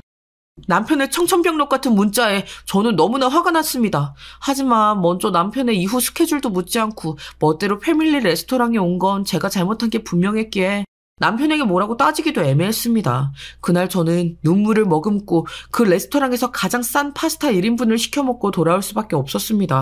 눈물나게 돈이 아까웠고 남편과 같이 단란한 가족외식을 할 수 없었던 것에 너무나 큰 실망을 하게 되었습니다. 그날 새벽 12시쯤에 술에 취해 들어온 남편과 저는 대판 싸우고 말았습니다. 작은 일로 다투는 일은 많았지만 그렇게 크게 싸움까지 일어난 적은 거의 처음이었습니다. 당신 어떻게 그럴 수가 있어? 자기 입으로 외식하자고 해놓고 나랑 애들이 그렇게도 우스웠어? 어떻게 일방적으로 약속을 파토내? 남편이 월급쟁이로서 사장님과의 약속이 우선이라는 것을 머리로는 이해했지만 오늘만큼은 가슴에서 받아들이기 너무 힘들었기에 저는 울고 불고 소리를 지르면서 남편의 등을 때렸습니다. 남편은 처음엔 침착하게 저를 달래려 하다가 제가 점점 더 크게 화를 내니까 화가 났는지 제 손목을 강하게 잡고 소리쳤습니다. 회사 일인데 그럼 어떡해? 집안일이 있으니까 사장님에게 저 오늘 야근 못합니다. 그렇게 말해? 그럼 내가 어떻게 그 회사에서 목 안 잘리고 살아남을 수가 있겠어. 나 다 이것도 당신이랑 애들 생각해서 내가 더러운 꼴도 참고 회사 생활하는 거잖아? 근데 당신이 이렇게 내 사정을 몰라주면 나도 그냥 그만둬버려? 당신이랑 둘이서 손가락 빨면서 집에서 놀아? 그럼 당신이 그렇게 좋아하는 집 보증금 넣을 수 있겠냐고. 그래도 오늘 하루쯤은 사장님한테 사정 이야기하고 일찍 퇴근할 수 있었잖아. 당신에겐 언제나 회사밖에 없지. 나랑 애들은 그럼 당신한테 뭐야? 무슨 의미가 있어? 그래, 아무 의미 없다. 난 돈만 벌면 되는 거잖아. 나라고 이렇게 살고 싶어서 사는 건 줄 알아? 집도 자기 멋대로 샀으면서 그거 하나 축하 못 해줬다고 남편을 쥐잡듯 잡냐? 저는 더 이상 할 말을 잃고 말았습니다. 청약 당첨이 되었다고 하니 좋아하는 듯 하다가 다시 모든 것이 집을 산 내 탓이라며 저에게 비난을 몰아서 하는 남편이 미워서 견딜 수가 없었습니다. 저는 악에 받쳐서 꺼내면 안 될 말을 하고야 말았습니다. 이럴 바엔 그냥 이혼해? 당신 나랑 그만 살았으면 좋겠지? 아이 셋 키우면서 기껏 집 알아봐서 주택 청약 당첨된 날 이렇게까지 싸워야만 했어? 이렇게 마음 안 맞고 평행선을 달릴 거면 이혼하는 게 낫지 않냐고! 그게 당신 속마음이야? 이제 아주 막 나가네. 내가 왜 이혼해? 난 절대 이혼 안 해. 지금 이 상황에서 이혼해버리면 우리 애들은 어떡해? 애들이 받을 상처는 어쩌라고? 눈물이 범벅이 되도록 울면서 생각해보니 제가 너무 이기적으로 남편에게 쏘아붙여버린 것이 후회되었습니다. 저는 울면서 남편의 품에 안겼습니다. 내가 잘못했어요. 당신도 밖에서 스트레스 많을 텐데 너무 내 생각만 하고 내 힘든 것만 크게 느껴지나 봐. 그래도 쉬는 토요일엔 외식도 하고 공원도 가고 나 혼자 육아하는 거 아니라고 생각되게 신경 좀 써줘요. 나만 혼자 애 낳은 것도 아니고 셋이나 혼자 돌보려니까 나 너무 힘들어. 소리 지르지 않고 조곤조곤 말을 하니 남편도 한풀 꺾였는지 제 등을 토닥거려 주었습니다. 그렇게 저희 부부의 1차 이혼 위기가 지나갔습니다. 그 후로 저는 완전히 집안일에만 신경 쓰고 딸 둘은 어린이집과 학교에 보냈습니다. 막내 아들은 아직 2돌이 되지 않아서 집에서 키우고 있었습니다. 아이 둘을 기관에 보낼 만큼 돈이 있는 게 아니고 아파트 잔금을 치르려면 아직도 모아야 할 돈이 많았기 때문이었습니다. 남편은 사장 비서로 일을 하면서 비서실 팀장까지 맡아서 하게 되었습니다. 월급이 조금 오른 건 좋은 일이지만 안 그래도 바빴던 남편의 주말은 거의 없는 것이나 마찬가지가 되어갔습니다. 한 달에 한 번 정도만 주말에 집에서 보낼 정도로 남편은 회사 일로 주말 출근까지 강행하게 되었습니다. 그래도 돈을 더 많이 벌어온다는 것에 위안을 삼으며 저는 남편을 거의 회사에 바치다시피 하고 살았습니다. 지금 생각하면 거의 안 들어오는 주말 출근에 의심의 촉을 세웠어야 하는데 애 셋 육아에 피곤해 저런 저로서는 남편의 수상한 행동이나 생활 같은데 크게 신경 쓸 여력이 없었습니다. 그렇게 돈을 모으고 아파트 입주 시기가 되자 우리는 손 없는 날을 잡아 위례신도시 아파트에 이사할 날짜를 잡았습니다. 이사 일주일 전부터 저는 조금씩 집 정리를 하고 버려야 할 것들은 버리면서 착실하게 이사할 준비를 했습니다. 아이들 셋을 건사하면서도 집안일을 게을리한다는 소리는 듣고 싶지 않아서 남편이 없을 때에도 혼자서 이삿짐 센터도 알아보고 당일날 애들 봐줄 보모도 구했습니다. 드디어 내 집에 입주하는 날이 되었습니다. 저는 새벽부터 해야 하는 일들이 많아 잠을 설치고 피곤한 상태에서 애들을 깨웠습니다. 이사하는 날도 남편은 출근해야 한다면서 세상 모르게 자고 있었습니다. 여보, 오늘 일찍 가야 한다면서 이따 7시 반부터 이삿짐 트럭 올 테니까 그 전에 출근 준비 미리 해야지. 벌써 시간이 이렇게 됐어? 오늘은 퇴근할 때 위례신도시에 우리 아파트로 하면 되겠네. 기대된다, 우리 새 아파트. 저는 얼른 남편을 깨워서 밥을 먹이고 애들도 씻기는 등 혼자 이리저리 뛰어다녔습니다. 남편은 일어나기 싫다는 표정으로 제가 싸준 주먹밥을 먹으면서 가방을 들고 출근했습니다. 곧 이삿짐 센터 사람들이 왔고 그들은 거실부터 주방, 안방, 화장실 순서대로 짐들을 파란 플라스틱 상자에 꼼꼼하게 쌌습니다. 드디어 10년간의 반전세 생활에서 벗어나 우리 집이 생긴다는 기쁨에 저는 희망에 부풀어 이삿짐 센터 직원들의 이상한 표정을 눈치채지 못했습니다. 그들은 불길한 눈빛으로 서로를 바라보다가 슬그머니 이삿짐 센터의 직원이 종이 조각 몇 개를 들고 사장에게 가서 말했습니다. 하지만 저는 다른 데 있느라고 그들의 대화를 자세히 듣진 못했습니다. 사장님, 이거 아주머니한테 이야기해야 되는 거 아니에요? 하지마. 괜히 긁어부스럼 만들 필요 없잖아. 오지랖도 적당히 부려. 절대 말하지 마, 알겠어? 그래도 아주머니가 너무 불쌍하잖아요. 글쎄, 하지 말라면 하지 말어. 그들이 귓속말로 소곤거리는 것을 본 제가 이상한 느낌이 들어 이삿짐 센터 직원에게 물었습니다. 사장님, 무슨 얘기 하시는 거예요? 혹시 남편이 숨겨둔 비상금이라도 나왔대요? 제가 웃으면서 농담처럼 말하자 그 직원은 황급히 손살을 치며 말했습니다. 그런 거 아니에요. 아무것도 아닙니다. 사모님, 그럼 출발할게요. 절 따라오세요. 모든 이삿짐을 싣고 나서 트럭은 위례신도시에 우리 새 집으로 출발했고 저는 그 뒤를 따라 차를 몰고 갔습니다. 아이들은 보모와 함께 뒷자리에 타고 있었습니다. 잠실에서 1시간 만에 위례신도시로 진입한 이삿짐 트럭은 얼마 되지 않아 한 대단지 아파트 입구에 섰습니다. 관리사무실에서 키를 받아서 저는 우리 집 문을 열어주고 센터 직원들은 점심을 먹으러 가셨습니다.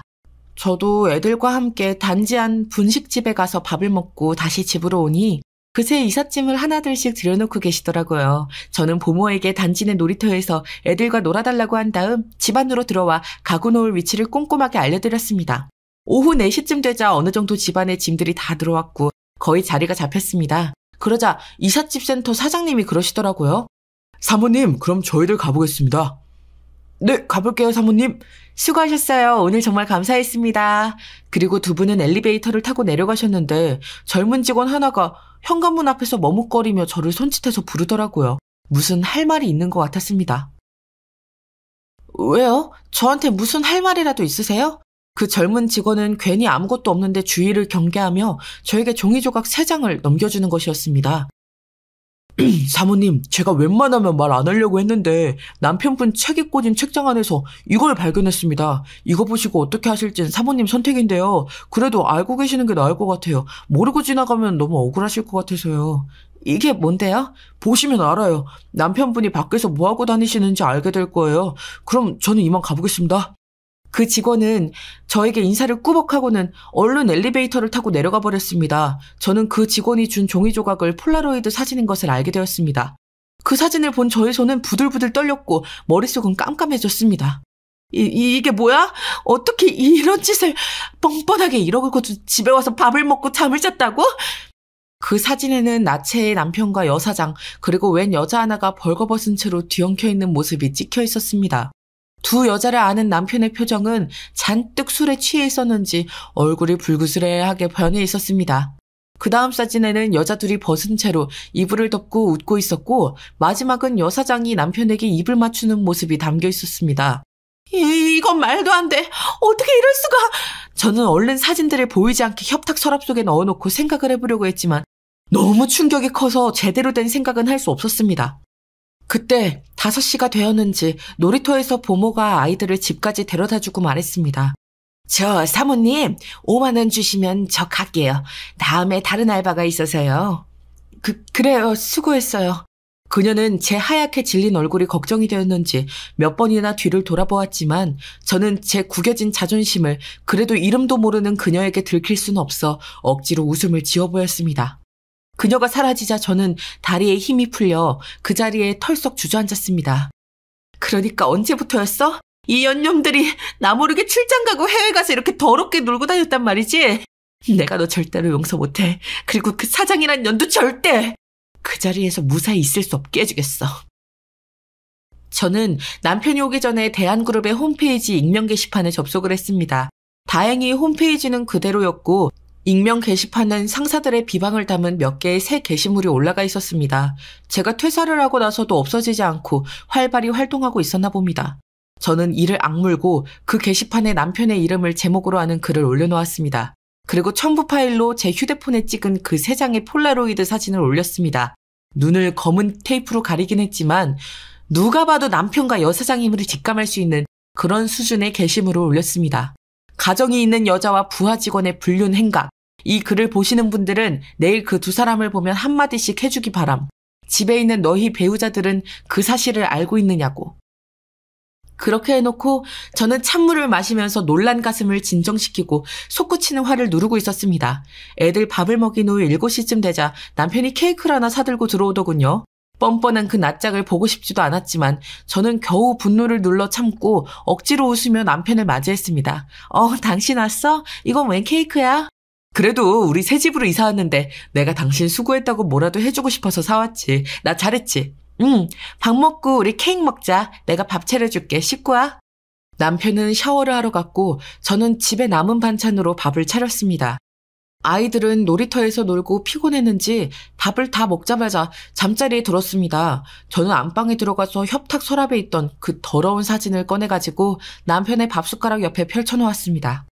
남편은 아무것도 모른 채 욕실에서 나와 식탁 쪽으로 다가오더군요.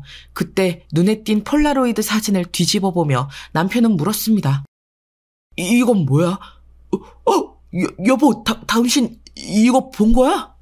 저는 그 순간을 기다려왔기에 남편의 귀싸대기를 짝 하고 시원하게 날려주었습니다. 그리고 바로 무서운 표정으로 대들며 남편에게 소리쳤습니다. 그래, 봤다. 도대체 그 사장년이랑 밖에서 뭔 지랄을 하고 다닌 거야? 도대체 언제부터였니? 둘이서 나 엿먹이고 불륜짓거리 하면서 좋았어? 이 나쁜 새끼야? 너 같은 건 내일부터 회사에서 얼굴도 못 들고 다닐 테니까 기대해. 알았어? 그리고 이 집도 너 같은 새끼가 살기엔 너무 좋아. 그러니까 바로 팔아서 딱 반으로 나눠. 너 같은 바람둥이 새끼랑은 못 살아. 이혼해. 그리고 애들 양육권은 내가 가질 거고 넌 돈 벌어다가 양육비나 내놔. 제가 숨도 안 쉬고 남편에게 퍼부어대니까 남편은 뒤통수를 세게 맞은 양 잠시 아무 말도 못하고 있더라고요. 그러다가 남편이 한다는 소리가 가관이더군요. 아니야, 이거 진짜 딱 한 번 실수한 거야. 사장님이 강압적으로 하라고 해서 어쩔 수 없었어. 당신이 모르는 게 있는데 우리 사장님 변태야. 시끄러. 그런 얄팍한 수에 내가 넘어갈 줄 알아? 너도 좋아서 그년이랑 잔 거 다 알아. 억지로 했으면 그 표정이 어떻게 나오니? 저는 첫 번째 사진을 가리키며 남편에게 소리를 질렀습니다. 남편은 부들부들 떨며 제가 가리킨 사진을 보았습니다. 거기에 찍힌 남편은 아무리 봐도 그 상황을 100% 즐기고 있는 짐승과도 같은 비열한 놈이었습니다. 너는 지금 상황에서 입이 10개라도 할 말 없어. 닥치고 이혼 도장이나 찍어. 이 집 사길 잘했네. 안 그랬으면 너랑 그 사장년이 바람 피우고 다니는 줄도 모르고 바보 등신처럼 살고 있었을 거 아니야? 여보, 나 좀 살려줘. 나 그 자리에서 쫓겨나면 당신한테 양육비 못 보내. 그러니까 그 사진이라도 내려줘. 제발 부탁이야. 그러나 저는 두 손 모아 싹싹 비는 남편의 꼴도 보기 싫었고 그 두 사람을 용서하고픈 생각이 들지 않았습니다. 저는 말없이 애들 방으로 들어가 문을 잠갔고 남편은 할 수 없이 조용히 안방으로 들어가서 자는 것이었습니다. 여러분도 그 다음날 대한그룹이 어떻게 되었는지 눈에 훤히 보이실 거라고 생각합니다. 회사 내에 있는 익명 홈페이지였지만 그 3장의 사진으로 사장을 비롯한 비서과의 모든 직원들이 그 사실에 대해서 알게 되었습니다. 아침에 그 사실을 보고받고 당황한 사장은 얼른 그 게시물을 삭제했지만 비서과 내에서, 아니 사내에서 그 게시물을 본 사람들은 그 헐벗은 여자가 사장임을 못 알아보는 사람은 없었다고 하네요. 게다가 제 남편도 쌍으로 수치심을 당하도록 만들어놨고요. 그 일로 인해서 사장은 물러났고 제 남편도 사표를 쓸 수밖에 없었다고 합니다. 무언의 압박으로 회장실에 불려가 자기 딸과의 관계를 신문당하듯 대답해야 했다고 나중에 그 비서실 내에 아는 언니가 그러더군요. 그러면서 저더러 독한 년이라고 아무리 자기 남편을 제 손으로 고발할 줄은 몰랐다고 하였습니다. 그러나 저는 제가 심했다고 생각하지 않습니다. 만약 제가 그 문제를 모르는 척 덮고 넘어갔으면 제 남편은 그 여사장과의 관계를 끊을 생각을 하지 않았을 테니까요. 바람을 피운 쪽뿐만 아니라 그 사장의 남편 역시 알 건 알아야 한다는 생각이었거든요. 그래도 사장은 회장 딸이라서 그런지 사장직에서만 물러났지 그 남편에게 형사고발은 안 당했다고 하더라고요. 사장은 남편에게 거액의 위자료를 주고 이혼하고 미국으로 도피했다는 소문이 돌았습니다. 그러나 저는 제 남편에게 형사고발을 했고 지금 이혼소송 및 재산 분할 소송을 하고 있습니다. 제 남편을 고발한 이유는 어느 날 저희 집에 와서 다짜고짜 제 아들을 데리고 가버렸기 때문입니다.